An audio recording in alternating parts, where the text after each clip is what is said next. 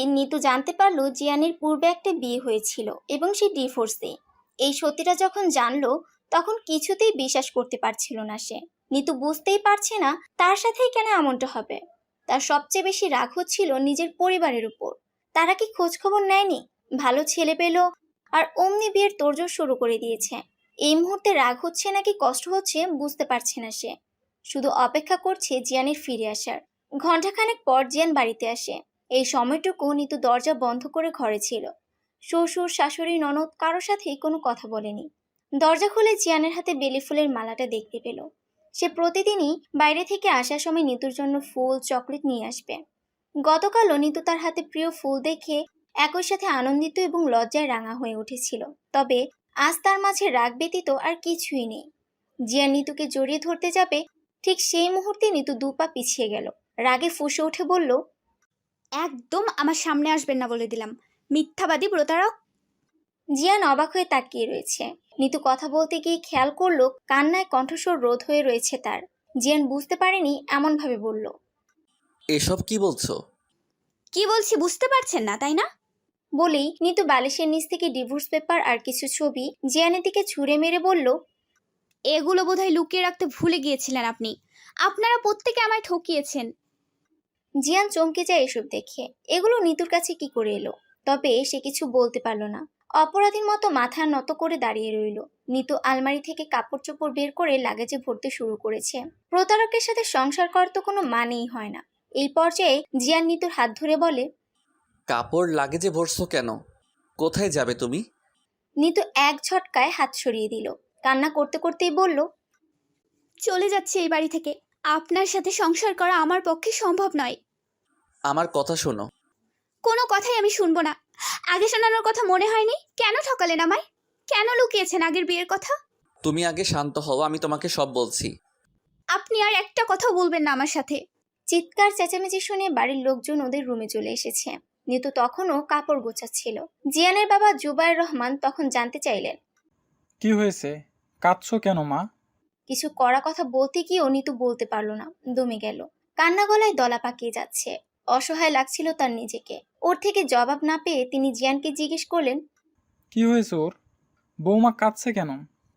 জিয়ান মাথা নত করে দাঁড়িয়ে রয়েছে। নিতু ততক্ষণে লাগেজ নিয়ে বের হয়ে যাওয়ার জন্য উদ্যত হয়। পথ রোধ করে দাঁড়ায় জিয়ান।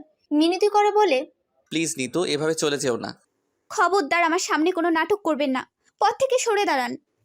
কি হয়েছে মা, বলো না। নিতু কাঁদতে কাঁদতে বলে, এভাবে আমায় না ঠকালেও পারতেন আপনারা। নিতুকে আর কেউই আটকে রাখতে পারল না। সে কাঁদতে কাঁদতে চলে যায় বাড়ি থেকে। জুবাইর রহমান ছেলের উদ্দেশ্যে বললেন, সব জেনে গেছে না? তোকে আগেই বলেছিলাম লুকাস না কিছু। এখন হলো তো। ছেলেকে গালমন্দ করে সবাই চলে যায়। এখন শুধু জিয়ানের ভাবি মিনা দাঁড়িয়ে আছে। সে বিদ্রুপ করে বলে, এজন্যই বলে অতিবার বেরো না, ঝড়ে ভেঙে যাবে। তুমি ডিভোর্স পেপার আর ছবিগুলো আলমারিতে রেখেছো তাই না ভাবি? চোখ মুখ শক্ত করে বলল জিয়ান। মিনা তাচ্ছিল্যের স্বরে বলে, বুঝতে কি তোমার আপত্তি আছে? কেন করলে তুমি এমনটা? ওমা, জানো না বুঝি? আমার বোনের জীবনটা নরক বানিয়ে দিয়ে তুমি হাসি খুশিতে থাকবে, আমি কি করে তা হতে দেই বলো? তোমার বোনের নরক জীবনের জন্য তো আর আমি দায়ী নই। সে আমাকে ছেড়ে গেছিল, আমি না। ভুল বুঝতে পেরে ফিরেও তো এসেছিলে। কি হতো আর একটা সুযোগ দিলে? সে যাই হোক, প্রথম বিয়ের খবরটা নিতুর থেকে লুকিয়ে ভালোই করেছ, নয়তো নিতুকে কি করে আর সরাতাম। কাজটা তুমি ভালো করনি ভাবি। মিনা হাসে। হাসতে হাসতে বলে, তুমিও আমার বোনের জীবনটা নষ্ট করে ভালো করনি। মিনা চলে যাওয়ার পর জিয়ান বিছানায় বসে পড়ে। তার মাথা কাজ করছে না। কি করবে সে এখন? বিয়ের কথা লুকিয়ে যে চরম অন্যায় আর বোকামি করে ফেলেছে জিয়ান, এটা এখন হাড়ে হাড়ে টের পাচ্ছে। সে ব্যস্ত হয়ে নিতুকে ফোন করে। ফোন বন্ধ। কোথায় গেল নিতু? বাপের বাড়ি? তাই হবে। জিয়ানও তৎক্ষণাৎ ও বাড়িতে যাওয়ার জন্য বের হয়ে যায়। নিতুদের বাড়ি গিয়ে দেখলো নিতু এই বাসায় আসেনি। নিতুর মা মমতা বেগম জিজ্ঞেস করলেন, কি হয়েছে? জিয়ান মিথ্যে বলল। না মা, নিতু বলেছিল শপিংয়ে যাবে, আসার সময় এই বাসায় আসবে, তাই দেখতে আসলাম। ও আচ্ছা বাবা, বসো তুমি। না মা, বসবো না। নিতু মনে হয় মার্কেটে আছে, আমি যাই। জিয়ান বাইরে এসে হাঁপাচ্ছে। ভয়ে তার হাত পা থরথর করে কাঁপছে। কোথায় চলে গেল নিতু? সে তার পরিচিত নিতুর কয়েকজন বন্ধু বান্ধবীকে ফোন করলো, তবে আশানুরূপ কোনো তথ্য কারো থেকেই পায়নি। নিতু এদের কারো বাসায় তো যায়নি, এমনকি রিসেন্টলি কোনো যোগাযোগও করেনি। বেস্ট ফ্রেন্ডও জানে না কিছু। এবার সে চারদিকে শূন্য দেখছে, পৃথিবী দুলছে তার। সে পথে পথে হেঁটে নিতুকে খুঁজছে। এভাবে কি একটা মানুষকে খুঁজে পাওয়া সম্ভব? এর আগে ফোন নাম্বার খোলা থাকলেও এখন ফোন সুইচ অফ বলছে। দুশ্চিন্তায় তার প্রাণ অষ্টাঘাত। ক্লান্ত হয়ে সে পথে পথে এক সাইডে বসে পড়ে, সারা শরীর ঘেমে একাকার। তখনই তার ফোনে আননোন নাম্বার থেকে কল আসে। ফোন রিসিভ করার পর ওপাশ থেকে একটা মেইলি স্বর ভেসে আসে। এখনো সময় আছে জিয়ান, আমি এখনো তোমার অপেক্ষায় পথ চেয়ে আছি, প্লিজ আমার কাছে ফিরে এসো। কণ্ঠটি জেন চিনে, তার এক্স ওয়াইফ মাহিরা। সামনে থাকলে থাপ্পড় দিয়ে গাল লাল করে ফেলতাম তোমার। ঝাঁঝালো কণ্ঠে বলল জিয়ান। বিরক্তিতে নাক মুখ কুচকে ফেলেছে সে, বিতৃষ্ণায় মুখ তেতো হয়ে আছে। মাহিরা কিন্তু দমল না, সে খিলখিল করে হেসে বলল, রাগ করেছো? তোমার সমস্যা কি? কেন বিরক্ত করছো আমায়? বিরক্ত করছে নাকি? আগে তো খুব পাগল ছিলে আমার কণ্ঠ শোনার জন্য, আর এখন বিরক্ত লাগে? হ্যাঁ লাগে, কারণ আগের সময় আর আগের জিয়ান কোনোটাই এখন আর নেই, সব নতুন। মাহিরা শেষের সুরে বলল, ঠিকই বলেছ, সবাই নতুন, বউ নতুন, তাই পুরাতন আমিকে আর ভালো লাগে না। তোমাকে কেন ভালো লাগবে আমার? তুমি আমার কে হও? কেউ না। আমি তোমার কেউ হই না? না। এত তাড়াতাড়ি সব ভালোবাসা ফিকে হয়ে গেল? তাড়াতাড়ি? 3টা বছর পার হয়ে গেছে মাহিরা। 3টা বছর কিন্তু কম সময় নয়।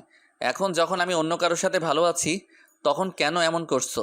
কেন বারবার আমার সুখ কেড়ে নিতে চাইছো বলো? তোমার জীবন থেকে চলে গিয়ে সুখ কেড়ে নিয়েছিলাম, এজন্য আমি দোষী। আমি তো চেয়েছিলাম দ্বিতীয়বারও তুমি আমার সাথেই সুখী হও, যাতে করে আবার চলে গিয়ে সুখ কেড়ে নিতে পারো। না জিয়ান, আমি সত্যিই তোমাকে ভালোবাসি। তার নমুনা তো দেখতেই পাচ্ছি। তাচ্ছিল্য করে বলল জিয়ান। মাহিরা বলল, দেখো জিয়ান, তুমি হয়তো আমায় ভুল বুঝতেছ, আমার উপর রেগে আছো, কিন্তু আমি কি করব? তোমাকে আমি অন্য কারোর সাথে সহ্য করতে পারছি না, আর পারবো না। তোমার কথা বলা শেষ? মাথা ধরে আছে আমার। নিতুকে খুঁজে পাচ্ছি না, দুশ্চিন্তায় শেষ হয়ে যাচ্ছি। তার উপর তোমার এসব ন্যাকামো আমি একদম নিতে পারছি না। তুমি দয়া করে আমাকে কল দিও না প্লিজ। জিয়ান, আমার কথাটা।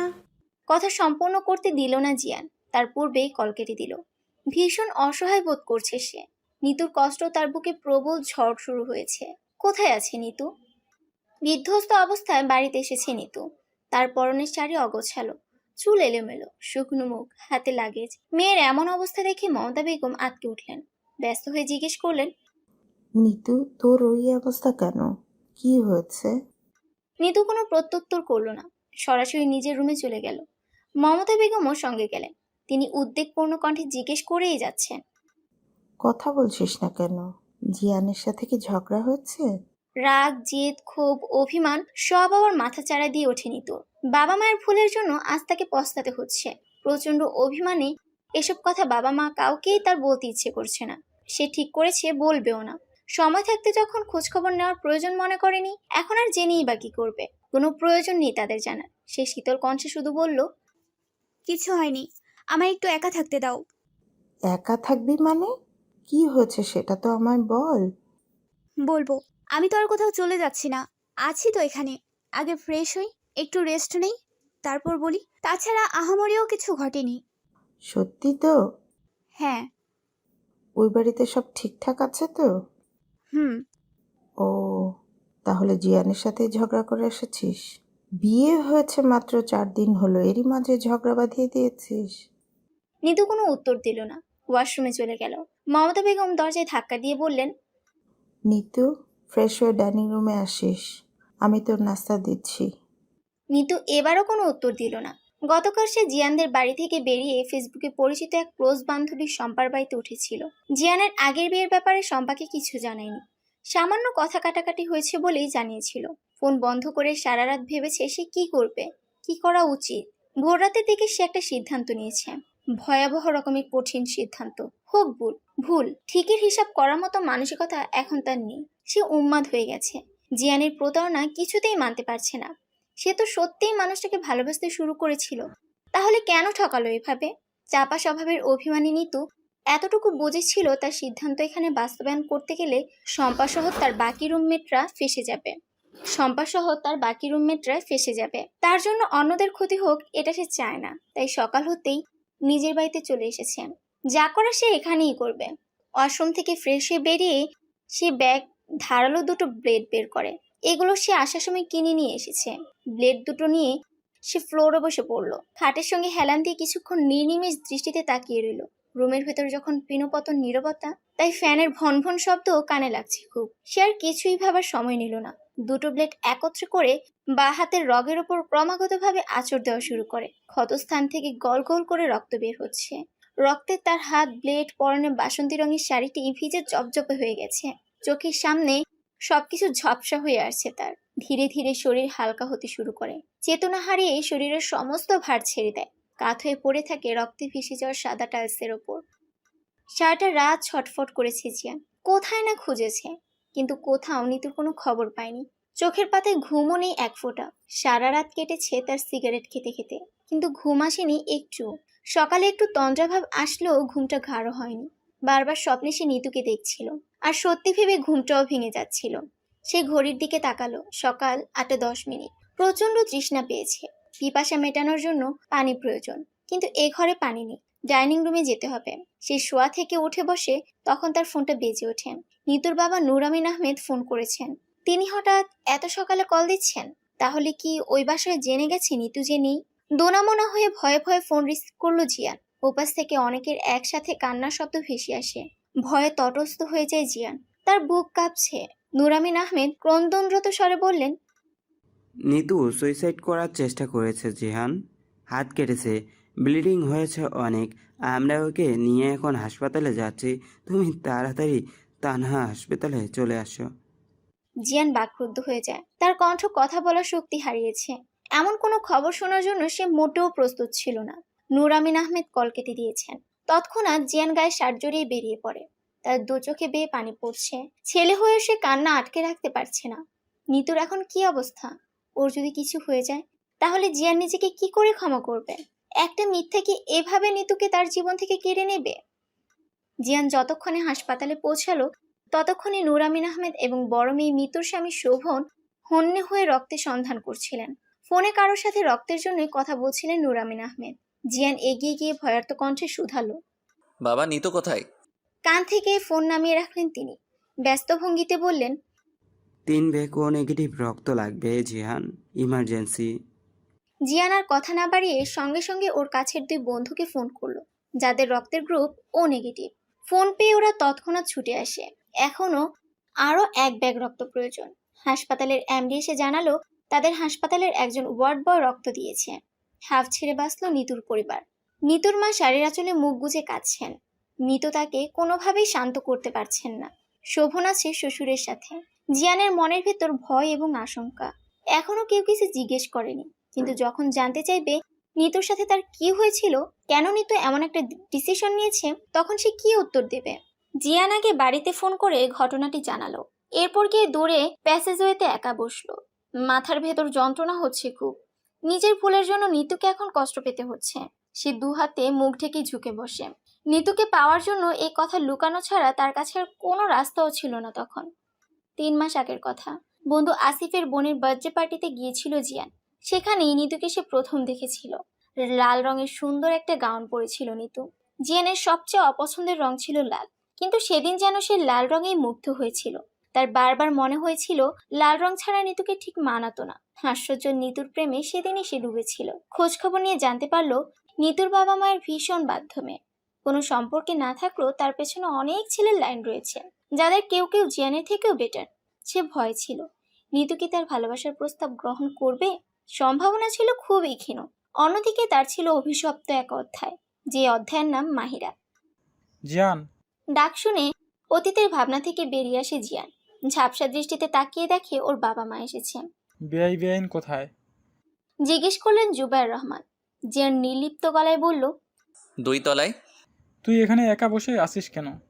তোমরা যাও, আমি আসছি। নিতুর সাথে নূর আমিন আহমেদের কথা হয় 2 ঘন্টা পর। সে এখন কিছুটা সুস্থ আছে। বাইরে জিয়ান ও নিতুর শ্বশুর শাশুড়ি দাঁড়িয়ে আছে। দুই পরিবারের কেউই এখনো মুখোমুখি কোনো কথা বলেনি। নূর আমিন আহমেদ আগে নিতুর থেকে সবটা শুনতে চান। তিনি বসে আছেন এখন মেয়ের শিওরে। মারে, কেন তুই এই কাজটা করতে গেলি বলতো? বিমর্ষ হয়ে শুধালেন তিনি। নিতু অভিমানী দৃষ্টিতে তাকিয়ে বলল, ঠিকই তো করেছিলাম, কেন আমায় হাসপাতালে এনেছো? কি হয়েছে আমায় খুলে বল মা। কিছু বলার নেই তো, আমি বোঝা হয়ে গেছিলাম তোমাদের কাছে, তাই না? এটা তো আমাকে বললেই পারতে, আমি চলে যেতাম অন্য কোথাও। থেমে থেমে কথাগুলো বলল নিতু। এসব তুই কি বলছিস মা? তুই আমাদের কাছে বোঝা হয়ে গেছিলি, তোকে কি আমরা কম ভালোবাসি? হ্যাঁ হ্যাঁ, বোঝাই হয়ে গেছিলাম। তাই তো আপু দূর করতে খোঁজ খবর না নিয়েই একটা ডিভোর্সি ছেলের সাথে বিয়ে দিয়ে আমায় দূর করেছো। জিয়ানের সাথে কিছু হয়েছে মা? আমায় বল না। আব্বু তুমি যাও প্লিজ, আমার কথা বলতে ভালো লাগছে না। আর হ্যাঁ, ওই মানুষটা যেন আমার সামনে না আসে। নিতু ইশারায় তাকে বাইরে চলে যেতে বলে। নূর আমিন আহমেদ তবুও কিয়ৎক্ষণ বসে থেকে বাইরে চলে গেলেন। নিতু পাশে বসে মাথায় হাত বুলিয়ে জিজ্ঞেস করলেন, জিয়ানের সাথে কি নিয়ে ঝগড়া হয়েছে, আমায় বলা যাবে? নিতু এ কথার কোনো উত্তর না দিয়ে বলল, আমি বাসায় যাব কবে? কাল। বাইরে চেঁচামেচির শব্দ শুনে মিতু দৌড়ে বাইরে গেল। নূর আমিন আহমেদ রেগে মেগে বারবার জিয়ানের দিকে তেড়ে যাচ্ছে। শোভন তাকে আটকে রেখেছে। সম্মুখেই মাথা নত করে দাঁড়িয়ে আছে জিয়ান। নূর আমিন আহমেদ ক্ষুব্ধ হয়ে বললেন, এত বড় প্রতারণা কেন করলেন আপনারা আমাদের সাথে? বিয়ের ব্যাপারটা কেন আগে জানাননি? তাহলে আজ আমার মেয়ের এই করুণ দশা দেখতে হতো না। জুবাইর রহমান মাথা নত করেই বললেন, জিয়ানের সাথে সায় দেওয়া আমাদের উচিত হয়নি ভাই, কিন্তু এখন তো কিছু করার নেই। কেন কিছু করার থাকবে না? নিতু যদি না চায় তাহলে এই সংসার করবে না। মমতা বেগম স্বামীকে থামিয়ে বললেন, আহা থামো তো, সংসার ভাঙা কি মুখের কথা? এটা হসপিটাল, এখানে এসব নিয়ে ঝামেলা করো না। নিতুকে নিয়ে আগে বাসায় যাই, তারপর একসাথে বসে এসব নিয়ে কথা বলা যাবে। শোভন এবং মিতুও তাতে সায় দিল। জিয়ান মিতুর হাত ধরে অনুরোধ করে বলল, নিতুর সাথে একটু কথা বলবো আপা। নিতু তোমার সাথে কথা বলবে না। আপা প্লিজ, বেশি সময় নেব না। জিয়ানের আকুতি মিনতি শুনে রাজি হলো মিতু। কেবিনে প্রবেশ করতেই নিতু প্রচন্ড রেগে যায়। আমি বলেছিলাম ওনাকে আমার সামনে না আনতে, কেন এনেছিস তাও? মিতু শান্ত কণ্ঠে বলল, ও কি বলে শোন একটু, মাথা ঠান্ডা কর। আমার কারো কোনো কথা শোনা লাগবে না, তার সংসার আমি করব না। নিতুর রাগ কমছে না দেখে জিয়ান কেবিন থেকে বেরিয়ে গেল। উত্তেজিত নিতু কি থেকে কি করে ফেলবে তার কোনো ঠিক নেই। রাতে শোভন, জিয়ান আর মমতা বেগম হাসপাতালে রয়ে গেলেন। সারা রাত জেগে থাকায় তন্দ্রাভাব চলে আসে মমতা বেগমের। তিনি নিতুর পাশের বেডে শুয়ে পড়েন। শোভন ঘুম ঘুম চোখে তাকিয়ে বলে, চলো চা খেয়ে আসি। আপনি যান ভাইয়া, আমি এখানেই থাকি। অগত্যা শোভন একাই চলে গেল। চা খেয়ে যখন ফিরে এলো জিয়ান সেখানে নেই। সে কেবিনে একবার উকি দিয়ে চমকে গেল, নিতেও নেই। শাশুড়িকে ঘুম থেকে ডেকে তুলল সে। জিজ্ঞেস করলো, মা, নিতু কোথায়? ভয়ে আঁতকে উঠলেন মমতা বেগম। জিজ্ঞেস করলেন, নিতু কোথায় মানে? এখানেই তো ছিল। দুজনে মিলে বাইরে বেরিয়ে আসে। শোভন রিসেপশনে গিয়ে জিজ্ঞেস করতে একজন রিসেপশনিস্ট বলল, স্যার, একটু আগেই তো তার হাজব্যান্ড হসপিটালে সব বিল প্লে করে তাকে নিয়ে গেল, আপনারা জানেন না? শোভন হাঁ হয়ে যায় এই কথা শুনে। পকেট থেকে ফোন বের করে শ্বশুরকে ফোন করার জন্য। তখনই সে জিয়ানের মেসেজ দেখতে পায়। ভাইয়া, নিতুকে আমি নিয়ে গেলাম। কোথায় যাচ্ছি সেসব এখন বলবো না, কিন্তু নিতুকে ছাড়া আমি থাকতে পারবো না। আর একবার ও বাড়িতে চলে গেলে আমার কাছে আসবেও না। তাই এভাবে কাউকে কিছু না বলেই নিয়ে যেতে হলো। আপনারা কেউ চিন্তা করবেন না, নিতু আমার বউ, আমি ওর খেয়াল রাখবো। সকালে সূর্যের মিঠে আলো চোখে মুখে পড়ায় ঘুম ভেঙে গেল নিতুর। সে চোখ মুখ কুঁচকে উঠে বসলো। ঝাপসা দৃষ্টিতে চারদিকে চোখ বুলিয়ে বোঝার চেষ্টা করলো এই মুহূর্তে সে কোথায় আছে। এটা তো হাসপাতাল নয়, পরিপাটি করে গোছানো রুম। জানালার কাঁচ খোলা। মৃদু বাতাসের দৌড়ে জানালার শুভ্র রঙা পর্দাটি বিরতিহীন নড়ছে। বাবা মা কি তাকে বাড়িতে নিয়ে এসেছে? কিন্তু এটা তো তার বাড়ি নয়, তার রুমও নয়। তবে সে খুব সাবধানে বিছানা থেকে নেমে জানালার কাছে গেল। বাইরে চোখ রাখতেই দূর দূরান্তে শুধু গাছপালা এবং অধুরে কিছু বাসা দেখা যাচ্ছে। তবে সে যেখানেই এখন থাকুক না কেন, এই বাড়িটা তার পরিচিতি নয়, এমনকি এই জায়গাটিও নয়। দরজা খোলার শব্দ পেয়ে সে পেছনে ফিরে তাকালো। জিয়ানকে দেখে তার মাথা ফের গরম হয়ে যায়। দিশেহারা হয়ে পড়ে সে। ক্ষিপ্ত কণ্ঠে বলে, আপনি? জিয়ান কি বলবে বুঝতে পারছে না। নিতুর চোখের দিকে তাকানোর সাহসও তার নেই। তবুও সে সংকোচের সহিত অপরাধীর ন্যায় নিতুর চোখের দিকে তাকালো। সেই চোখে রয়েছে জিয়ানের জন্য ঘৃণা এবং সীমাহীন রাগ। সে গোপনে দীর্ঘশ্বাস নিয়ে বলল, মাথা গরম করো না, শান্ত হয়ে বসো। খাবার খেয়ে ওষুধ খেতে হবে। শান্ত হয়ে বসবো মানে কি? আপনি আমাকে কোথায় নিয়ে এসেছেন? জিয়ান বাইরে থেকে আনা খাবার প্লেটে ঢালতে ঢালতে বলল। অনেক দূরে। নিতু সামনে এগিয়ে গিয়ে প্রশ্ন করলো। অনেক দূরে কোথায়? এই জায়গার নাম কি? তুমি চিনবে না, নাস্তা করো। প্লেট সজোরে দূরে ছুঁড়ে মারল নিতু। রাগে কাঁপছে সে। জিয়ান শূন্য দৃষ্টিতে কয়েক পলক তাকিয়ে থেকে অন্য প্লেটে নিজের জন্য আনা খাবার ঢাললো। নিতু এবারও খাবার ফেলে দেওয়ার জন্য উদ্যত হতেই জিয়ান নিতুর হাত আলতো করে চেপে ধরলো। শান্ত কণ্ঠে বলল। খাবার এভাবে নষ্ট করা ঠিক নয় নিতু। আপনি যে আমার জীবনটা নষ্ট করে দিলেন তার বেলায়? তুমি এভাবে কেন বলছো? আগের বিয়ের কথা তোমার থেকে লুকিয়ে আমি ভুল করেছি, চরম অন্যায় করেছি, এটা আমি মানছি। তাই বলে তোমার জীবন নষ্ট তো করিনি। আমি তোমাকে সত্যি ভালোবাসি নিতু। ভালোবাসা? কোনটাকে ভালোবাসা বলছেন আপনি? যাকে মিথ্যে বলে ঠকিয়ে বিয়ে করেছেন তাকে আবার ভালোবাসেন বলেও দাবি করছেন? এই সত্যটা লুকাতে আমি বাধ্য হয়েছিলাম। কে বাধ্য করেছিল আপনাকে? তোমার প্রতি তৈরি হওয়া আমার ভালোবাসা। তুমি যদি জানতে আমি আগে বিয়ে করেছিলাম একটা, তাহলে কি আমায় বিয়ে করতে তুমি? তোমার বাবা মা কেন এত ভালো ভালো অপশন রেখে তোমায় আমার হাতে তুলে দিত? এই জন্য আপনি আমায় ঠকাবেন? মিথ্যার আশ্রয় নিয়ে যে সম্পর্ক শুরু হয় সেই সম্পর্ক কখনো টিকে থাকতে পারে না। আমি আপনার সঙ্গে সংসার করব না, ডিভোর্স চাই আমার। জিয়ান আকুল হয়ে নিতুর হাত ধরলো। তার দু চোখ ছলছল করছে। সে বিষণ্ণ হয়ে বলল। যা ইচ্ছে করো নিতু, আমায় বকো মারো যা ইচ্ছে হয়, তবু প্লিজ আমায় ছেড়ে যাওয়ার কথা বলো না। তোমাকে ছাড়া আমি বাঁচতে পারবো না। আর আপনার সঙ্গে আমি থাকতে পারবো না। আমাকে বাড়ি দিয়ে আসেন। তুমি আমাকে ক্ষমা না করলে কোথাও যাওয়া হবে না। নিতু পরিহাস করে বলল। আপনি আর ক্ষমা? কতদিন এভাবে আমাকে আপনার কাছে আটকে রাখবেন আপনি? একদিন, 2 দিন, 1 মাস, 1 বছর? তারপর যেদিন আমি সুযোগ পাবো সেই দিনই আমি চলে যাব। আপনার মতো প্রতারকের সাথে আমি কোনো মতেই সংসার করব না। কথার আঘাতে জর্জিত হয়েও জিয়ান কিছু বলতে পারল না। কী বা বলবে সে? কী বা বলার আছে? সে যা করেছে তার তুলনায় হয়তো এসব কথা কিছুই নয়। সে নিতুর জায়গায় নিজেকে দাঁড় করিয়ে নিতুর কষ্ট মনোভাব বোঝার চেষ্টা করছে। কিন্তু কেউ একটাবার তার জায়গায় দাঁড়িয়ে তাকে বোঝার চেষ্টা করছে না।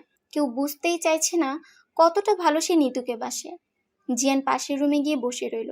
নিতু ফ্লোরে বসে কাঁদছে। সে এসব কিছুই মানতে পারছে না। বাবা মায়ের পছন্দ করা ছেলেকে বিয়ে করে ভালোবাসতে শুরু করেছিল। শুরুটাই তাকে দংশন করতে শুরু করে দিয়েছে। সমাপ্তি তাহলে কেমন হবে? কতক্ষণ সে এভাবে কেঁদেছে সে জানে না। একটা সময় সে ক্লান্ত হয়ে পড়ে। শরীরে এতটুকু শক্তি নেই বলে মনে হচ্ছে। খুব খিদেও পেয়েছে। ক্ষুধার যন্ত্রণা সহ্য করতে না পেরে সে খাবার খেয়ে নেয়। মানসিকভাবে সুস্থ থাকতে হলে তাকে শারীরিকভাবেও সুস্থ থাকতে হবে। এসব ভেবে সে ওষুধগুলো খেয়ে নিল। এখান থেকে কি করে বের হওয়া যায় সেই চিন্তায় সে অস্থির হয়ে পড়েছে। শুয়ে থাকতে থাকতে তন্দ্রাভাব চলে এসেছিল নিতুর। সেই সময়ে সে অনুভব করলো কেউ কাঁদছে। সে চোখ মেলে তাকিয়ে দেখলো ফ্লোরে বসে নিতুর হাত ধরে অঝরে কাঁদছে জিয়ান। নিতু উঠে বসতে চাইল। বাধা দিল জিয়ান। ক্রন্দনরত স্বরে বলল। উঠো না, শুয়ে থাকো। কাঠের পুতুলের ন্যায় চুপ করে শুয়ে রইল নিতু। জিয়ান নিজেকে কিছুটা সামলে নিয়ে বলল। আমার প্রাক্তন ওয়াইফের নাম মাহিরা, ভাবির ছোট বোন। ভাইয়া ভাবির বিয়েটা ছিল অ্যারেঞ্জ ম্যারেজ। ওদের বিয়ের মাধ্যমেই মাহিরাকে আমি চিনি। সম্পর্কে বেআইন লাগতো তাই হাসি ঠাট্টা করতাম। ও বাসায় আসতো প্রায়ই। এক এক সময় এক এক রকমভাবে মনের ভাব বোঝানোর চেষ্টা করতো। প্রথম প্রথম আমি এসব আমলে নিতাম না। একদিন সরাসরি বলে দিল ও আমাকে ভালোবাসে। আমি সেদিন খুব একটা অবাক হইনি, কারণ ওর ভাবসাব, চোখের ভাষায় আমি আগেই বুঝেছিলাম যে ও আমাকে পছন্দ করে কিংবা ভালোবাসে। সত্যি বলতে ওকেও আমার ভালো লাগতো, কিন্তু বিয়ে করার মতো ভাবনা কিংবা রিলেশন করব এসব আমি কখনো ভাবিনি। সেদিন ওর ভালোবাসার কথারও কোনো জবাব দিতে পারিনি। ও ধরে নিয়েছিল উত্তর নেগেটিভ, তাই ভীষণ কান্নাকাটি করেছিল। আমাদের বাসায় আসা বন্ধ করে দিয়েছিল। আমার ফোন ধরতো না, মেসেজের রিপ্লাই করতো না। পরে তখন আমি ওর একাকিত্ব অনুভব করতে শুরু করি। প্রচণ্ড মিস করতাম। একটা সময় ফিল করলাম হ্যাঁ ওকে আমিও ভালোবাসি, ওকে আমার চাই, কিন্তু কিভাবে ওকে এটা বলবো বুঝতে পারছিলাম না। আমার দোনামোনার মাঝেই ভাবি তার বাবা মাকে নিয়ে সরাসরি আমার বাবা মায়ের সাথে আমার এবং মাহিরার বিয়ে নিয়ে কথা বলতে বসলো। আমি বিস্মিত হওয়ার সাথে সাথে খুশিও হয়েছিলাম। মাহিরাকে বাবা মায়েরও ভীষণ পছন্দ ছিল, তাই তারা আপত্তি করেনি। আমাকে মতামত জানাতে বললে আমিও হ্যাঁ বলে দিই। আমাদের যখন বিয়ে হয় মাহিরা তখন ইন্টার প্রথম বর্ষের ছাত্রী। বিয়েটা হলো একদম ঘরোয়াভাবে। একদম ঘরোয়াভাবে মানে 2 পরিবার আর আমার খুব কাছের 2 বন্ধু ছাড়া আর কেউ জানতো না, এমনকি পাড়া প্রতিবেশীরাও নয়। কথা ছিল মাহিরার ইন্টার কমপ্লিট হলেই অনুষ্ঠান করে বিয়ে হবে, আর তখনই সবাইকে জানানো হবে। বিয়ের পর সময়টা যাচ্ছিল স্বপ্নের মতো। আমি নিজেই তখন ওর চেয়ে বেশি পাগল হয়ে গেছিলাম। সারাক্ষণ ওর কথা ভাবতাম, ওর সাথে কথা বলার জন্য অপেক্ষার প্রহর গুনতাম। এমনভাবে ওর মাঝে বিলীন হয়ে গেছিলাম যে তখন আমি মাহিরা ছাড়া আর কিচ্ছু বুঝতাম না। ও সেকেন্ড ইয়ারে ওঠার পর সবে এলোমেলো হতে শুরু করে। অন্য ছেলের সাথে সম্পর্ক জড়ায়, কল ওয়েটিং পেতাম, ভীষণ ব্যস্ততা দেখাতো। সম্পর্কের কথা জানার পর ওকে এই ব্যাপারে জিজ্ঞেস করলে সরাসরি আমায় বলে দিয়েছিল ওর নাকি এখন আর আমাকে ভালো লাগে না, আমার সাথে সংসার করবে না। কত হাতে পায়ে ধরে কেঁদেছি, তবু ওর মন গলাতে পারিনি। দুই পরিবারের কেউই ওকে ওর সিদ্ধান্ত থেকে টলাতে পারিনি। কেউ থাকতে না চাইলে তো আর জোর করে তাকে রাখা যায় না, তাই ওর ইচ্ছেতেই ডিভোর্স হয়ে গেল আমাদের। আমি হয়ে গেলাম ছন্নছাড়া। কি করি না করি নিজেরই কাজের কোনো ঠিক ঠিকানা নেই। মা কান্নাকাটি করতো ভীষণ। মাস 6 যাওয়ার পর ভাবলাম নিজেকে আবারও গুছিয়ে নেওয়া প্রয়োজন এবং আর কোনো নারীকে জীবনে ঠাঁই দেব না। আমার এই সিদ্ধান্তে আমি ততদিন পর্যন্ত স্থির থাকতে পেরেছিলাম যতদিন আমি তোমায় দেখিনি, তোমায় চিনতাম না। আসিফের বাসায় লাল ড্রেস পরা তোমাকে দেখে আমার কী যে হয়ে গেল আমি বুঝতেই পারিনি। নতুন করে ভালোবাসা জন্মাতে শুরু করলো মনে। অনেকবার চেষ্টা করেছি তোমাকে মাথা থেকে ঝেড়ে ফেলার, কিন্তু পারিনি।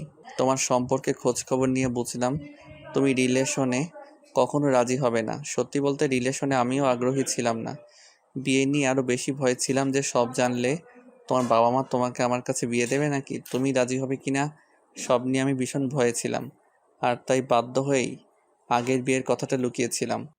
একসঙ্গে এতগুলো কথা বলে থামলো জিয়ান। কয়েক সেকেন্ড পর মৌনতা কাটিয়ে নিতু কঠিন স্বরে বলল, প্রতারকের কোনো ক্ষমা হয় না। আপনার সাথে যাই হোক না কেন, আপনি মিথ্যে দিয়ে আমার সাথে সম্পর্ক শুরু করে একদম ঠিক করেননি। যতটা মনে জায়গা করে নিয়েছিলেন তার চেয়েও অধিক তাড়াতাড়ি মন থেকে উঠে যাচ্ছেন। আপনাকে আমি সহ্য করতে পারছি না। ভারী ভর্ষণের মাঝেও খরার মতো সময় কাটছিল নিতুর। বাবা মায়ের সঙ্গে তার কথা হয়েছে। নতুন বাসায় আসার 3 দিনের দিনই জিয়ান তাদেরকে নিয়ে এসেছিল। হাতে পায়ে ধরে অনেক অনুনয় বিনয় করেছে, নিতুকে ভিক্ষা চেয়েছে। জিয়ানের ওপর তারা ক্ষুব্ধ থাকলেও সেটা ছিল সাময়িক। একটা মেয়ের জীবনে বিয়ে নামক শব্দ জুড়ে গেলে কি ছেড়ে যাওয়া এতটাই সহজ? অন্তত বাঙালি মেয়ের জীবনে তো নয়। এজন্যই হয়তো রাগ জেদকে প্রশ্রয় না দিয়ে বাবা মা, বোন, দুলাভাই সকলেই নিতুকে সবটা মেনে নিতে বলেছেন। সংসারে ঝামেলা হয় সেটা নিতুও জানে, তাই বলে প্রতারণা? মা বোন যখন মাথায় হাত বুলিয়ে বোঝাচ্ছিল, নিতু কিচ্ছুটি বলেনি, চুপচাপ সবার কথা শুনে গেছে। কি বা বলবে সে? তার আগেও কিছু বলার ছিল না, আর এখনো নেই। তবে মনে মনে ঠিকই সে ভেবে নিয়েছে আজ হলেও সে জিয়ানকে ছেড়ে চলে যাবে, কাল হলেও যাবে। এজন্য সে কাউকে কিছু বলার প্রয়োজন মনে করেনি। কিছুদিন বাদে শ্বশুর শাশুড়িও এসেছিল। তারাও তাদের ভুলের জন্য অনুতপ্ত। কিন্তু নিতু যে স্তব্ধ, জড়বস্তু পুতুলের মতো, যার মাঝে কোনো রাগ, ক্ষোভ, প্রাণ কিছুই নেই। ভাবির জন্য জিয়ান নিতুকে নিয়ে আলাদা থাকছে। এতে বাবা মায়েরও সায় রয়েছে, কারণ তারা কেউই চায় না মিনার জন্য আবার ওদের মাঝে কোনো ঝামেলা হোক। মাহিরাও আজকাল ও বাড়িতে আসছে। নিতু নিশ্চয়ই এসব ভালোভাবে নেবে না, মনের উপর ফের বাজে প্রভাব পড়বে। জিয়ান কোনো মতেই নিতুকে হারাতে চায় না, তাই সে নিতুকে নিয়ে আলাদা থাকাটাই শ্রেয় মনে করছে। নিতু বসে আছে বারান্দার ফ্লোরে। রান্নাঘর থেকে শব্দ এলো, কিছু পড়ে গেছে হয়তো। জিয়ান অফিস থেকে এসেই রান্না করতে চলে গেছে। শুধু আজ নয়, 1 মাস ধরেই এই নিয়ম চলে আসছে। চাইলেই কাজের খালা রাখা যায়, তবে জিয়ান চাইছে সে নিজেই নিতুর জন্য রান্না বান্না করবে, সব রকম কেয়ার করবে। অতি আদরে বেড়ে ওঠা নিতু রান্নাবান্নার রও জানে না, কখনো তাকে রান্নাঘরের গঞ্জেও পেরোতে হয়নি। হেসেল সর্বদা মা এবং কাজের মেয়ে সামলাতো। নিতুর ভীষণ ইচ্ছে ছিল বিয়ের পর সে তার শাশুড়ির থেকে রান্না শিখবে। শখ, ইচ্ছে তো আরো কত কিছুই ছিল, এখন যেন সব মরিচিকা। জিয়ান হন্তদন্ত হয়ে রান্নাঘর থেকে ঘরে এলো। ওয়ারড্রব, ড্রেসিং টেবিলের সবগুলো ড্রয়ারে ব্যস্ত হয়ে কিছু খুঁজছে। গুটুর মুটুর শব্দ শুনে নিতু বারান্দা থেকে ঘরে চলে এলো। ওকে দেখা মাত্রই জিয়ান জিজ্ঞেস করলো, বার্না মলমটা দেখেছো? নিতু জিয়ানের হাতের দিকে তাকালো। ডান হাতে আঙ্গুলের কাছের অনেকখানি জায়গা লালচে হয়ে আছে। সে কোনো প্রশ্ন না করে নিশ্চুপ থেকে মলমটি খুঁজে হাতে দিল। তৎক্ষণাৎ আবার কি যেন ভেবে নিজেই জিয়ানের হাতে মলম লাগিয়ে দিল। এই ঘটনায় যেন জিয়ানের সমস্ত কষ্ট ধুয়ে পানি হয়ে গেছে। ভাতের গরম মার হাতে পড়ায় যতটা যন্ত্রণা হচ্ছিল, এখন তার চেয়েও অধিক বেশি আনন্দ অনুভব হচ্ছে। সে মনে মনে ভাবছে, ভাগ্যিস ভাতের মার পড়েছিল। মলম লাগানোর শেষে নিতু ভারী কণ্ঠে বলল, রান্না শেষ? জিয়ান বলল। হুম, তরকারি বাকি আছে। নিতু কয়েক সেকেন্ড নিষ্পলক তাকিয়ে রইল। তার আজ নিজের উপর ভীষণ রাগ হচ্ছে। কেন যে আগে সে রান্নাটা শিখলো না? নিতুর রাগ যে যত বেশি, মনটাও ঠিক ততটাই নরম। জিয়ানের প্রতি তার ক্ষোভ থাকা সত্ত্বেও এখন ভীষণ কষ্ট হচ্ছে। সে নীরবতা কাটিয়ে বলল। রান্না করতে হবে না, দোকান থেকে কিছু এনে দিন। কিন্তু তুমি তো বাইরের খাবার পছন্দ করো না। একদিন খেলে কিছু হবে না। আমি রান্না করতে পারবো নি, তো তুমি বিশ্রাম নাও। নিতু বিস্ময়ে হাঁ হয়ে তাকিয়ে রইল। সারাদিন কাজ করে এসেছে সে, আর বিশ্রাম নিতে বলছে নিতুকে। জিয়ান রান্নাঘরে চলে গেছে। কিছুক্ষণ বাদে নিতুও রান্নাঘরে গেল। থমথমে মুখে বলল। আপনি আমাকে গাইড করুন, আমি রান্না করছি। না না, একদম না। বাবা মায়ের কাছে যখন ছিলে তখন রান্নাঘরের আশেপাশেও যাওনি, আর এখন আমি তোমাকে দিয়ে রান্না করাবো? অসম্ভব। তুমি রুমে যাও। এত আহ্লাদ করতে হবে না, বিয়ের আগের আর পরের জীবন কি এক? তুমি আগেও যেমন ছিলে এখনও তেমনই থাকবে। এমনিতেই আমি তোমাকে অনেক কষ্ট দিয়ে ফেলেছি, আর কোনো কষ্ট দিতে চাই না। নিতু জেদ ধরে বলল। ঠিক আছে, আজ তাহলে আমি খাবো না। জিয়ান দমে গেল। নিতুর রাগ সম্পর্কে সে অবগত, তাই নিজের অপরাগতা মেনে নিয়ে বলল। রাগ করো না, আমি বলে দিচ্ছি। তবে তরকারিটা বসিয়ে তুমি ঘরে চলে যাবে, বাকিটা আমি সামলে নিতে পারবো, ঠিক আছে? নিতু প্রত্যুত্তর করলো না। জিয়ান যেভাবে বলে দিল, নিতু ঠিক সেভাবেই তরকারি বসিয়ে ঢেকে দিল। জীবনে প্রথমবারের মতো সে রান্না করছে। কিছুটা ভীতি ও কিছুটা আনন্দ কাজ করছে তার মাঝে। নিতুর হাসি হাসি মুখ দেখে সাহস সঞ্চয় করলো জিয়ান। আলগোছে পেছন থেকে বাম হাত দিয়ে নিতুকে জড়িয়ে ধরে কাঁধে থুতনি রাখলো। হাসি বন্ধ হয়ে গেলেও নিতু সরল না, কিছু বললও না। জিয়ানের সঙ্গে তার মনে মনে ঝগড়া চললেও সে জিয়ানকে তার অধিকার থেকে বঞ্চিত করেনি। যখন কাছে চেয়েছে নিতু রাজি হয়েছেন, বারণ করেনি। তবে সে যে মন থেকে সায় দেয়নি এটাও জিয়ান বুঝতে পারত। জিয়ান ক্ষীণস্বরে বলল। আমার উপর কি এখনো রাগ আছে তোমার? গরম লাগছে, ঘরে যাব। জিয়ান ছেড়ে দিল নিতুকে। ছোটখাটো এই মুহূর্তগুলো নিতু সবসময় তাকে এড়িয়ে চলে। ওপর থেকে স্বাভাবিক ব্যবহার করছে মনে হলো, ভেতর থেকে একদমই নিস্তব্ধ হয়ে গেছিল নিতু। কয়েকদিন যাবৎ নিতুর মুড সুইং বেশি হচ্ছে। খেতে ভালো লাগে না, মাথা ঝিমঝিম করে, বমি বমি লাগে। কয়েকদিন স্বাভাবিক অসুস্থতা মনে হলো, এখন ভয়টা মনে চেপে বসেছে। গত মাসে পিরিয়ড হয়নি, এই মাসও মিসি। ভয় সংশয় থেকেই জিয়ানকে বলেছিল প্রেগনেন্সি কিট আনতে। জিয়ান রাতে বাড়ি ফেরার পথে নিয়ে এসেছিল। রাতে খেয়ে দিয়ে নিতু অপেক্ষা করছে সকাল হওয়ার। রাতে দুশ্চিন্তায় ঠিকমতো তার ঘুমও হয়নি। সারা রাত প্রায় জেগেই ছিল। ভোর 5টার দিকে উঠে সে ওয়াশরুমে গিয়ে প্রেগনেন্সি কিট দিয়ে টেস্ট করে। রেজাল্ট দেখে তার চোখ ছানা বড়া, বুক কেঁপে ওঠে। কিছুক্ষণ থম মেরে কিটের দিকে তাকিয়ে থাকে। পরক্ষণেই অগ্নিমূর্তি ধারণ করে ওয়াশরুম থেকে বেরিয়ে জিয়ানকে চিৎকার করে ডাকতে শুরু করে। জিয়ান ধরফরিয়ে ঘুম থেকে উঠে বসে, চিন্তিত হয়ে জিজ্ঞেস করে। কি হয়েছে?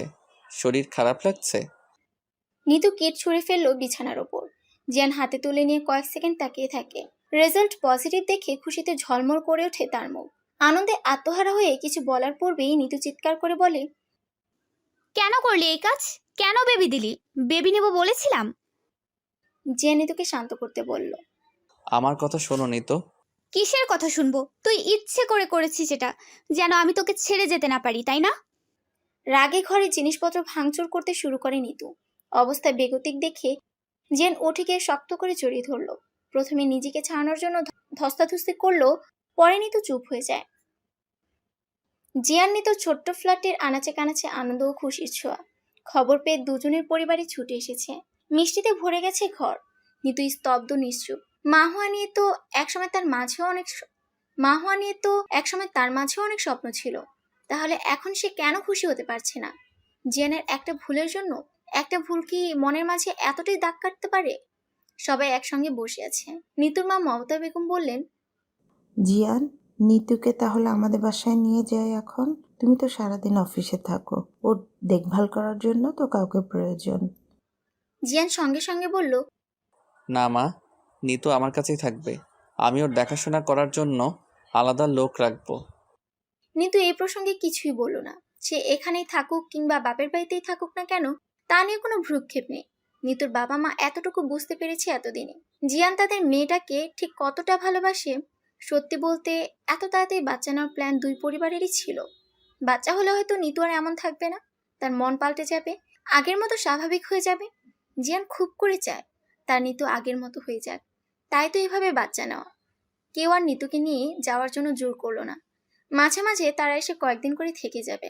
নিতুর মা যাওয়ার পূর্বে মেয়ের হাতে চুমু খেলেন, আর চোখে অশ্রু, আনন্দের অশ্রু। তার সেই ছোট মেয়েটা কত বড় হয়ে গেছে। তার চোখের দৃশ্যপটে এখনো ভাসছে, এই তো কিছুদিন আগেও মেয়েটা তার আঁচল ধরে ঘুরতো, সারাক্ষণ মা মা ডেকে বাড়ি মাথায় তুলে ফেলতো। আর সেই মেয়েটাই এখন মা হবে।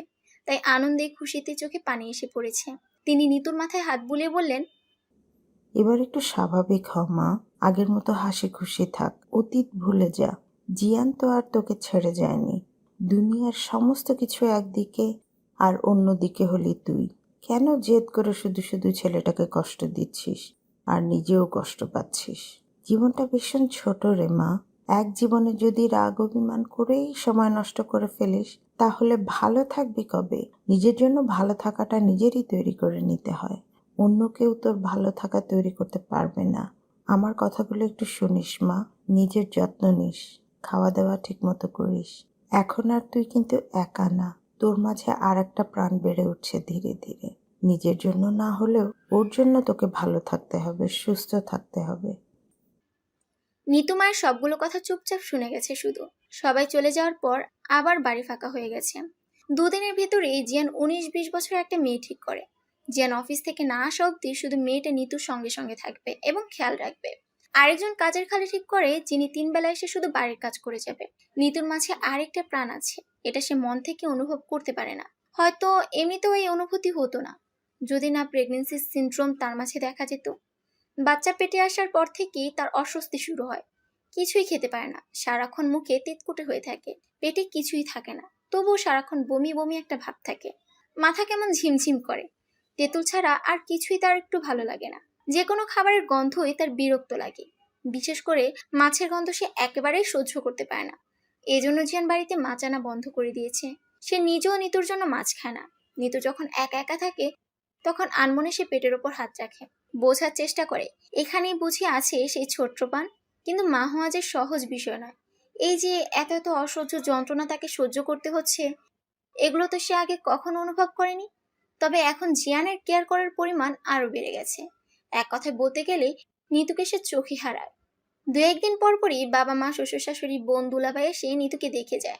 আসার সময় এক গাদা করে খাবার নিয়ে আসে। এত খাবার দেখে গা গুলে ওঠে নিতুর।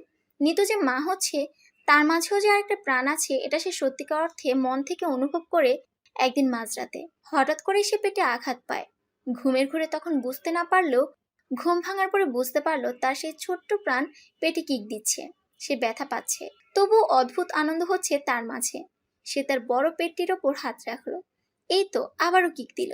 নিতু উঠে বসতে চাইলো, কিন্তু একা উঠতে বসতে শুতে তার এখন অনেক সমস্যা হয়। সে জিয়ানকে ডেকে তুললো। জিয়ান কিছুটা ভয় পেয়ে বলল, হয়েছে, কিছু লাগবে? নিতু ক্ষীণস্বরে বলল, আমি বসবো। জিয়ান নিতুকে ধরে বালিশের সঙ্গে হেলান দিয়ে বসিয়ে দিল। নিতুর এক হাত ধরে বলল, খারাপ লাগছে? নিতু কিছু বলল না। জিয়ানের হাতটা নিজের পেটের উপর রাখলো। জিয়ান আনন্দ চিৎকার করে বলল, বাবু কিক দিচ্ছে। নিতু ছলছল নয়নে উপর নিচ মাথা ঝাঁকালো। নীল রঙের ডিম লাইটের মৃদু আলোতে নিতুর হাসি, ছলছল করা নয়ন সবই স্পষ্ট দেখতে পাচ্ছিল জিয়ান। সে নিতুর পেটে আলতো করে চুমু খেয়ে নিতুকে বুকের মাঝে জড়িয়ে ধরল। এভাবে কতটা সময় পার হয়েছে কেউই জানে না। নিতুর সকল অভিমান, গ্লানি, কষ্ট মনে হচ্ছে আজ নেই হয়ে গেছে। নতুন প্রাণের অস্তিত্ব তাকেও নতুন একটা জীবন উপহার দিয়েছে। জিয়ানের বুকে মাথা রেখে নিতু বলল, বাচ্চা হওয়ার সময় তো অনেক মেয়েরা মারা যায়। যদি আমি মারা যাই, আপনি কি করবেন? জিয়ানের বুক কেঁপে ওঠে। সে শক্ত করে জড়িয়ে ধরার বাঁধন। মৃদু ধমকের সুরে বলে, একদম আজে বাজে কথা বলবে না নিতু, এসব কথা আমার একদম ভালো লাগে না। এগুলো তো সত্যি কথা, আপনিই বলেন, এমনটা কি হয় না? হলে হয়, কিন্তু আমার নিতুর সাথে এমনটা কখনো হবে না। আমার আল্লাহ এত নিষ্ঠুর না। নিতুর গলা ধরে আসছে। এর আগে তো কখনো তার এমনটা অনুভব হয়নি। মারা যাওয়ার কথা তাহলে আজই কেন মনে এলো? এই সুন্দর মুহূর্তেই কেন? হারানোর ব্যথায় বুক ভারী হয়ে যাচ্ছে। সত্যিই যদি সে মরে যায়, তাহলে জিয়ানের কি হবে?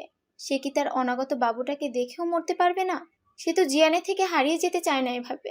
নিতু কণ্ঠস্বর শক্ত করে বলল, যদি ডাক্তার বলে বাচ্চা আর মায়ের মধ্যে যে কোনো একজনকে বাঁচানো যাবে, তাহলে আপনি কাকে বাঁচাবেন তখন? খবরদার ভুলেও কিন্তু আমাকে বাঁচানোর কথা বলবেন না। আমি তো অনেকটা সময় পৃথিবীতে থেকেছি, পৃথিবীর আলো দেখেছি, কিন্তু আমাদের বেবি তো দেখেনি। কথা দিন, এমন সিচুয়েশন এলে আপনি ওকে এই পৃথিবী দেখার সুযোগ করে দেবেন? জিয়ান এবার কেঁদে ফেলে। নিতুর মুখ চেপে ধরে বলে, চুপ, সব কথা একদম বলবে না। এমন কিছুই হবে না। আমি কাউকে হারাতে চাই না, হারাতে পারবো না। আমার তোমাকেও লাগবে, আর আমাদের বেবিকেও। কত স্বপ্ন আছে আমাদের, আমরা তিনজনে একসাথে সেই স্বপ্ন পূরণ করব। স্বপ্ন আমারও আছে, কিন্তু জিয়ান নিতুকে থামিয়ে দিতে নিতুর ঠোঁটে গভীর চুম্বন দিল। আর কোনো কিন্তু সে মাঝে আনতে চায় না। নিতু তার, সর্বদা নিতুকে তার কাছেই থাকতে হবে। সকালে জিয়ান ঘুম থেকে উঠে রেডি হয়ে নিল। অফিসে যাওয়ার পূর্বে নিতুকে উঠিয়ে ফ্রেশ করিয়ে অল্প কিছু খাবার খাইয়ে দিল। এরই মাঝে নিতু দেখাশোনা করা মেয়েটি চলে আসে। ওর নাম শাপলা। যেমন মিষ্টি দেখতে, তেমনই ওর যত্ন নেওয়ার ক্ষমতা। জিয়ান বাসায় আসার আগ অব্দি নিতুর সবটা সময় শাপলার সাথে বেশ ভালোভাবেই কেটে যায়। শাপলা নিতোর কিন্তু ভালোভাবে খেয়াল রাখবে। ও খেতে চায় না, জানোই তো। জোর করে হলেও খাওয়াবে। আর যে কোনো প্রয়োজনে যখন দরকার হবে সঙ্গে সঙ্গে আমাকে কল করবে, মনে থাকবে? শাপলার উদ্দেশ্যে বলল জিয়ান। শাপলা মাথা দুলিয়ে বলল, হ ভাইজান, মনে থাকবো। আমার আর কি মনে থাকবো, আপনি তো একটু পরপর নিজেই ফোন করে আপার খোঁজ খবর নেন। জিয়ান নিতুর দিকে তাকিয়ে কিছুটা লজ্জা পেল। সে শাপলাকে বলল, রান্নাঘর থেকে ওকে দুধটা এনে দাও। শাপলা রান্নাঘরে চলে গেল। নিতু বলল, একটু আগেই না দুধ খেলাম। জিয়ান নিতুর কাছে এগিয়ে বসলো, দুহাত ধরে বলল, হ্যাঁ, ওর সামনে তো আর বউকে চুমু খাওয়া যাবে না। একটা চুমু খাই। নিতু হেসে ফেলে, দৃষ্টি নামিয়ে বলে, আজ যে খুব অনুমতি নেওয়া হচ্ছে। এতদিন কি আপনি চুমু খাননি? প্রতিদিনই তো অফিসে যাওয়ার আগে ঘুমের মধ্যে চুমু খেয়ে যেতেন। জিয়ান অবাক হয়ে শুধায়, তুমি জানলে কিভাবে? তুমি তাহলে তখন জেগেই থাকতে। উহু, জেগে যেতাম আপনার স্পর্শে। জিয়ান হাসে, প্রশান্তির হাসি। নিতুর কপালে ভালোবাসার পরশিকে দিয়ে সে জড়িয়ে ধরে। শাপলার আশার পায়ের শব্দ শুনে ছেড়ে দেয়। গালে আলতো করে হাত বুলিয়ে বলে, নিজের খেয়াল রেখো, জান আসছি। সাবধানে যাবেন। জিয়ান অফিসে চলে যায়। শাপলা দুধের গ্লাস এগিয়ে দিয়ে বলে, আপা নেন। রেখে দাও, পরে খাবো। পরে কেন? ভাইজান কইছে এখনই খাওয়াইতে, আপনি এখনই খাইবেন। তোমার ভাইয়া একটু আগে খাইয়ে গেছে, এখন আর পেটে জায়গা নেই। অল্প হইলেও খাইতে হইব, ভাইজান আমারে দায়িত্ব দিয়া গেছে না। নিতু বুঝলো শাপলা নাছর বান্দা, তাই সে কয়েক ঢোক খেয়ে টেবিলের উপর গ্লাসটি রেখে দিল। শাপলাকে ধরে সে খাট থেকে নিচে নামে। আয়নার সামনে দাঁড়িয়ে নিজের উঁচু পেটের উপর হাত রেখে আনমনে মুচকি হাসে। পেটে হাত বুলিয়ে বলে, বলো তো শাপলা, আমাদের ছেলে হবে নাকি মেয়ে? শাপলা মাথা চুলকে ভাবুক হয়ে বলল, মেয়ে। আপনাকে পরিল্লাহান একটা মাইয়া হইব। কেন বলো তো, ছেলে হবে না কেন? তোমার ভাইয়াও বলে মেয়ে হবে।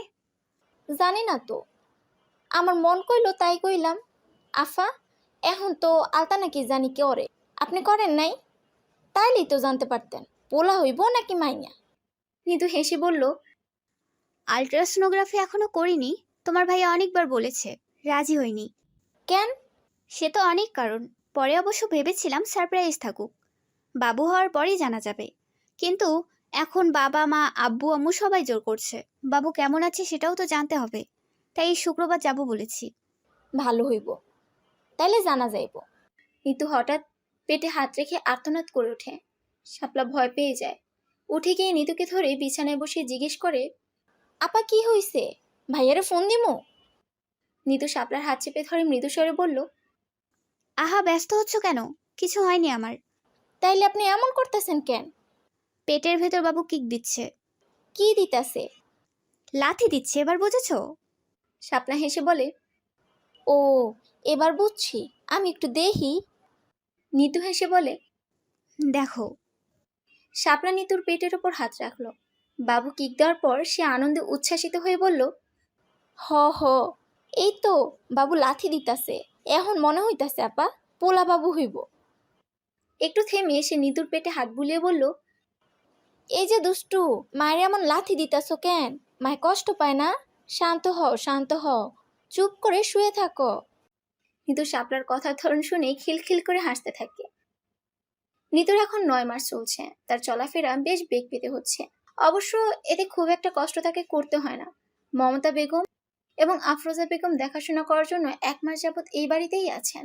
যত্নের কোনো ত্রুটি রাখেনি এই 2 মা। রোজ রোজ 2 বেয়ান গল্প জুড়ে দেয় তাদের নাতিনকে নিয়ে। রাজপুত্র আসবে বাড়িতে, কত শত নাম ভেবে রেখেছে সবাই, কিন্তু এখনো কোনো নাম ফাইনাল করা হয়নি। জিয়ান অফিসে যাওয়ার জন্য রেডি হচ্ছিল। নিতু খাটের ওপর থেকে হেলান দিয়ে বসে আছে, তার দৃষ্টি জিয়ানের দিকে। জিয়ান আয়নার সামনে দাঁড়িয়ে চুল আঁচড়াতে আঁচড়াতে জিজ্ঞেস করলো। কিছু বলবে? নিতু মুখ ঘোমরা করে বলল। এখনো তো আমাদের ছেলের কোনো নাম রাখা হলো না। জিয়ান হেসে বলল। রাখবো তো, সবাই কত কত নাম রাখছে, একটা না একটা সিলেক্ট তো করা হবেই। সেটা কবে? যেদিন আমাদের বাবু দুনিয়াতে আসবে সেদিন ওর মুখ দেখার পর যেই নামটা আমার প্রথমে মনে আসবে সেই নামটাই রাখবো। বাবুকে কি সবার আগে আপনি কোলে নেবেন? জানি না, সবার আগে আমি তোমাকে দেখব, তুই সুস্থ আছো কিনা সেটা জানা বেশি জরুরি আমার। যদি দেখেন আমি মরে গেছি? জিয়ানের মুখের রং পাল্টে যায়। সে চোখ মুখ শক্ত করে বলে। তোমার এসব কথা আমার ভালো লাগে না নিতু, আর কতবার বলবো তোমায় এই কথা? কেন এভাবে আমাকে কষ্ট দাও তুমি? নিতু চুপ করে শুয়ে রইল কিছুক্ষণ, এরপর বলল। আচ্ছা সরি, আর বলবো না, একটু কাছে আসেন। জিয়ানের কাছে এসে বসলো। নিতুর চুলের মাঝে হাত বুলিয়ে বলল। আমি তোমায় হারাতে পারবো না, কেন বোঝো না তুমি? নিতু এবার আর কিছু বলল না, নিঃশব্দে মাথা রাখলো জিয়ানের বুকে। মিনিট 5 পর জিয়ান ঘড়ি দেখলো, অফিসে যাওয়ার সময় হয়ে গেছে। সে বলল। নিতু, আজকে অফিসে না যাই। নিতু মাথা তুলে বলল। কেন? তোমাকে এভাবে ছেড়ে যেতে ইচ্ছে করছে না। ইস, ঢং। জিয়ান হেসে নিতুর কপালে চুমু খেয়ে বলল। আচ্ছা যাচ্ছি আমি, নিজের খেয়াল রেখো, আল্লাহ হাফেজ। জিয়ান অফিসে যাওয়ার পর নিতু মা, শাশুড়ি এবং শাপলার সাথে বসে বসে গল্প করছিল। আচার খাওয়ার সময় নিতুর লেবার পেন ওঠে। তৎক্ষণাৎ নিতুকে হাসপাতালে আনা হয়। প্রচন্ড ব্যথায় সে চিৎকার করে কাঁদছিল এবং বারবার জিয়ানকে দেখার জন্য আর্তনাদ করছিল। আফরোজা বেগম নিতুর মাথায় হাত রেখে বুলিয়ে বললেন। একটু সাহায্য করো মা, জিয়ানকে ফোন করেছে তোমার বাবা, ও এখনই আসছে। নিতুর নর্মালে ফুটফুটে একটা সুন্দর ছেলে বাবু হয়েছে, ঠিক যেন রাজপুত্র। জিয়ান নিতুকে সুস্থ দেখে সর্বপ্রথম বাবুকে কোলে নিয়ে একটা নাম ভাবলো। বিশ্বজয়ী আনন্দ নিয়ে নিতুর কপালে ভালোবাসার পরশ দিল। 2 মাস পরে নিতু বৃষ্টি বিলাসে মাতোয়ারা হয়ে আছে। চারপাশে সব ভুলে আনন্দে বৃষ্টির শুভ্র বিন্দু মতো চকচক করছে। বৃষ্টির বিন্দুরা যখন আলতো করে ছুঁয়ে দেয় চোখে মুখে, তখন তার মর্মদেশে ছেয়ে যায় একরাশ প্রশান্তি। মোহনীয় হাসি বিরাজ করে তার অধরে। জিয়ান অনেকক্ষণ ধরে দেখে চলেছে নিতুর পাগলামো। বাবু ঘুমাচ্ছে আর এই মেয়ে বৃষ্টিতে ভিজতেছে মনের আনন্দে। জিয়ান পিছন থেকে জড়িয়ে ধরে বলল। আমি ভাবছি তুমি বেবি সামলাবে কিভাবে। কেন? তুমি তো নিজে একটা বেবি, এই বৃষ্টিতে ভিজে তোমার কিছু হলে বাবুর উপর প্রভাব পড়বে। আগে নয় মহাশয়, আমি আমার বেবি সামলাতে পারবো, আল্লাহর রহমতে আমার কিচ্ছু হবে না। নিতুর কথা শুনে জিয়ান নিজের হাসি অনেক কষ্টে আটকালো। তারপর নিতুর কপালে একটা ভালোবাসা দিয়ে জুড়িয়ে নিল নিজের মাঝে। নিতু মুচকি হেসে জিয়ানের বাহুডোরে আবদ্ধ হয়ে বলল। আপনাকে আমি ভীষণ ভালোবাসি জানেন, কখনো বলা হয়নি। আপনাকে নিয়ে আপনার সাথে সারাটা জীবন একসাথে বাঁচতে চাই।